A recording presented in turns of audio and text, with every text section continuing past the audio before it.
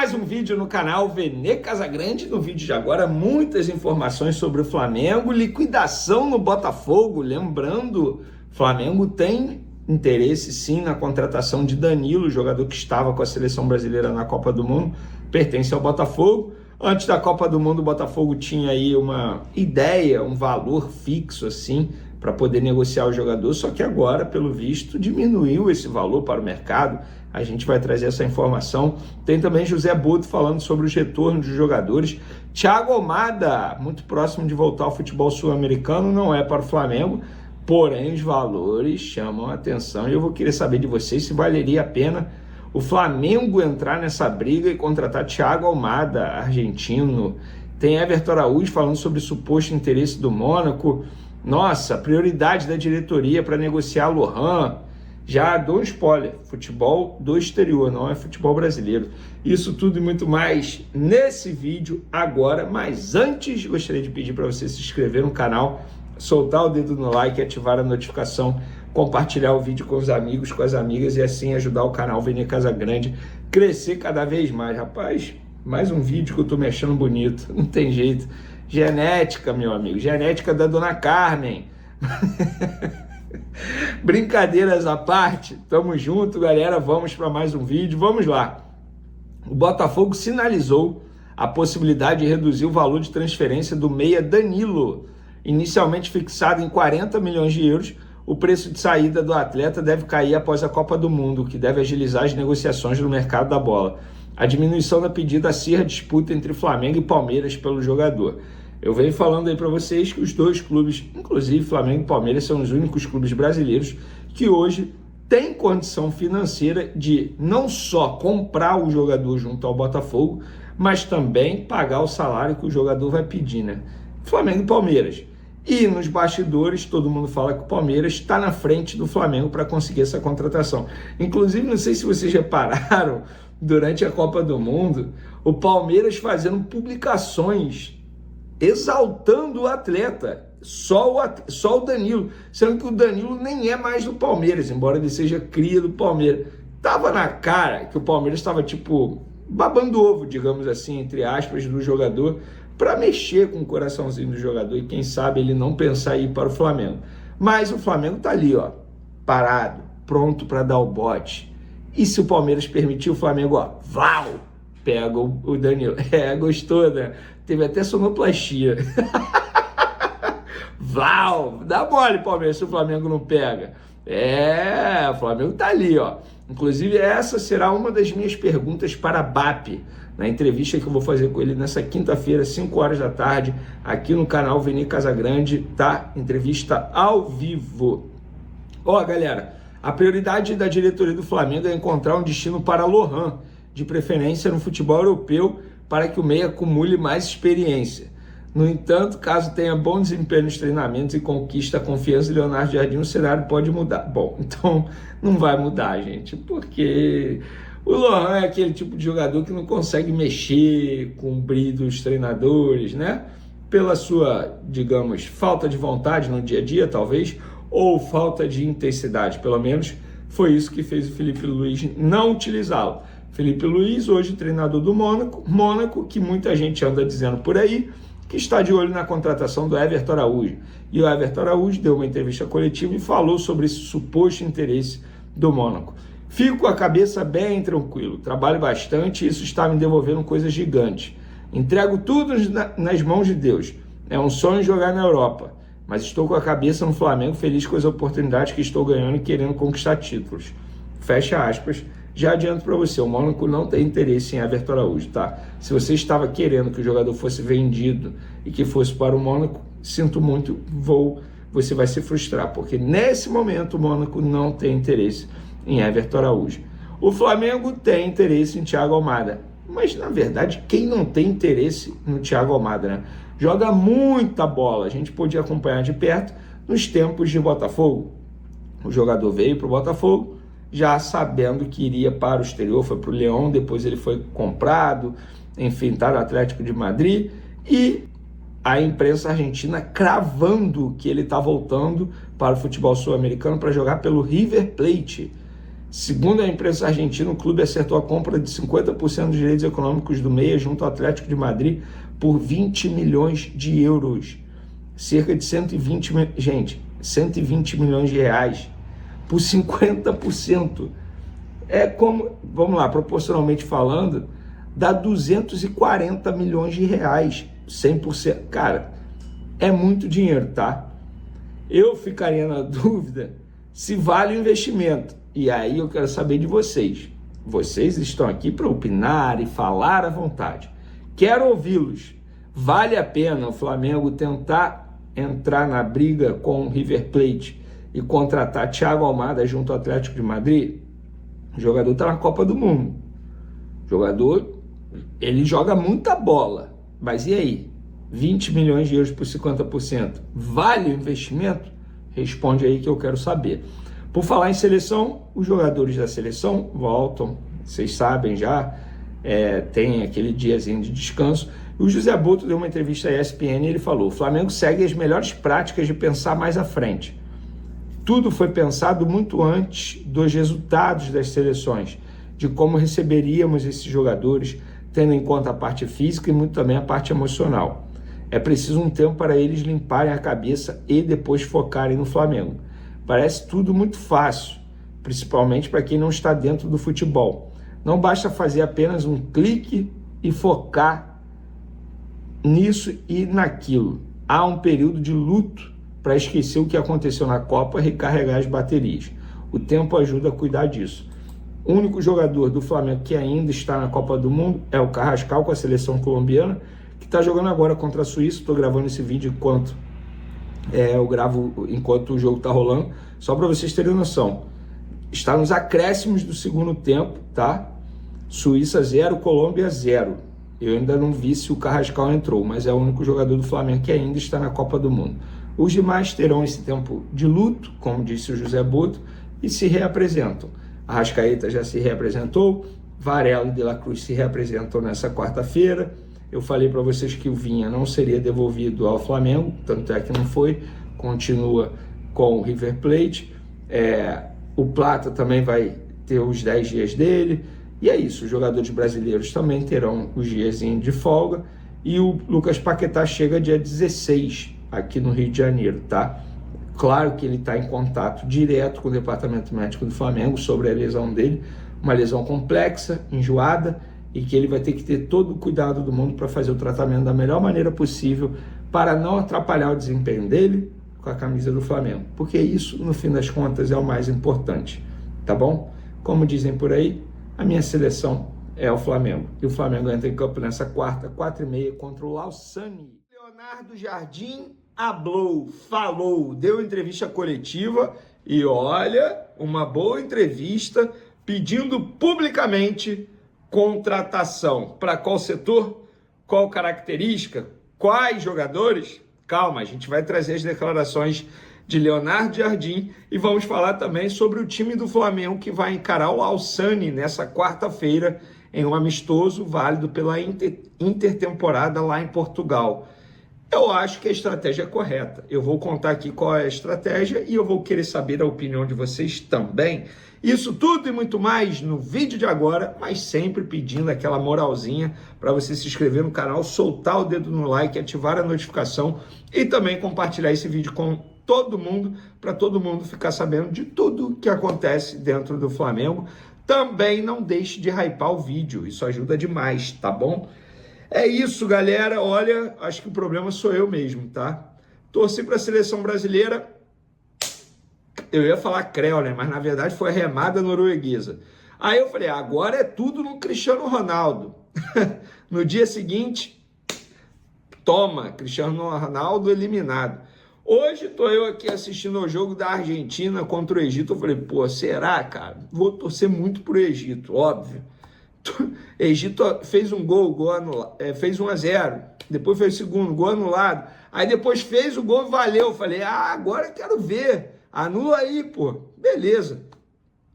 Tô eu ali, entrei para escovar os dentes, porque eu ia sair de casa para ir ao barbeiro. Quando eu saio do banheiro 2-2, eu falei, cara, não é possível isso, cara, o que tá acontecendo?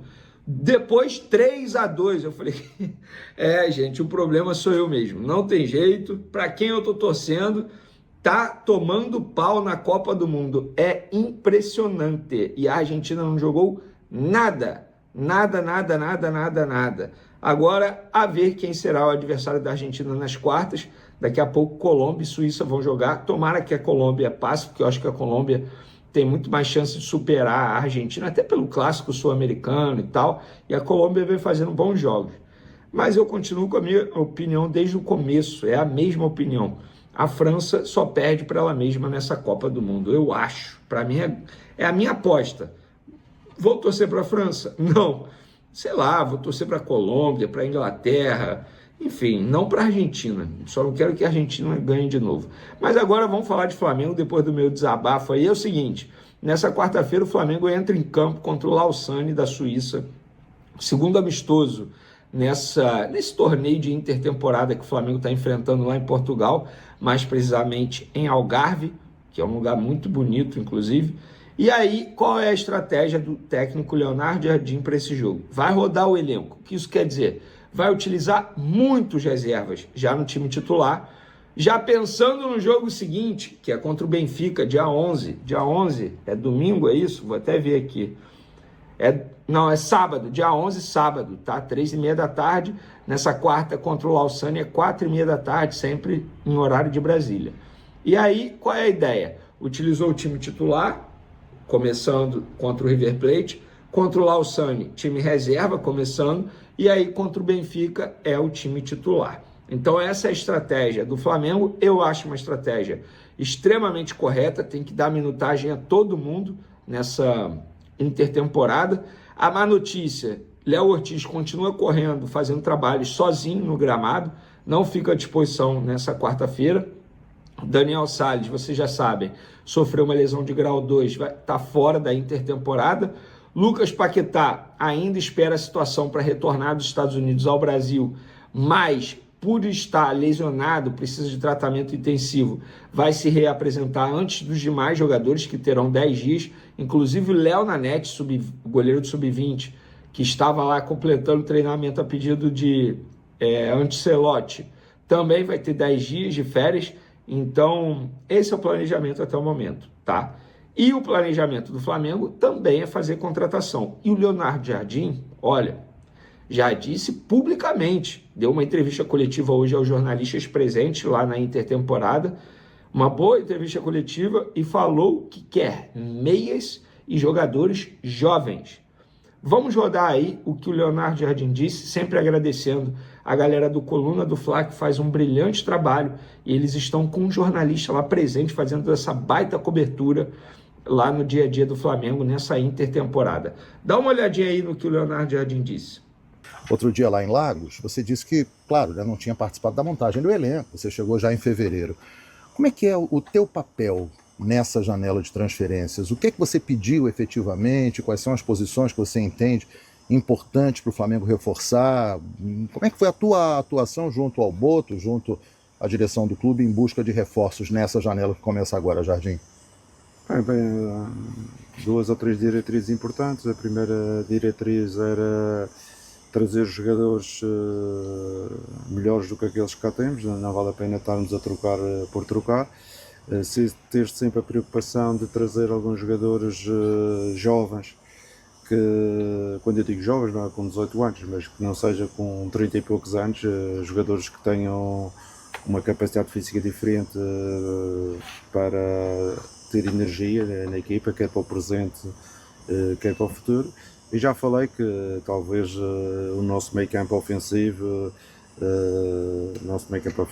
e mais um ponta podia ser jogadores interessantes de colmatar se não sair ninguém. Jardim, você tem trabalhado com esse grupo aqui, mas você tem muitos jogadores fora, nas seleções, alguns já voltando, e na última coletiva você comentou, né, que tinha uma expectativa de como eles chegariam, como eles viriam. Você já teve contato com esses jogadores? Você já tem notícias de todos eles, como eles voltam? Se voltam prontos já para as atividades que o Flamengo tem logo a partir do dia 22, por exemplo?